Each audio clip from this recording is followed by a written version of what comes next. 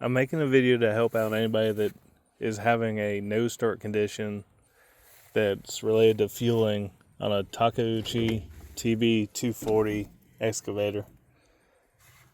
I noticed I was having some hard starting issues and it eventually stopped starting altogether. I replaced my fuel filter, water separator, and still no luck. It was barely full. So I moved forward to the fuel pump, which is down lower. So in order to replace the fuel pump, if it is an issue, you turn your fuel off and you're still going to have fuel left in the lines. But you'll do that, and then you're going to come down and you're going to remove this plate right here. And on the inside, there's two 10 millimeter bolts that are holding the fuel pump in place.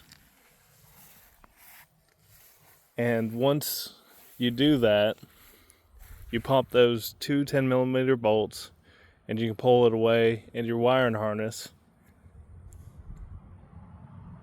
And you slap the new one in, plug in the wiring harness, and it just slides off and unplugs like a normal auto connector.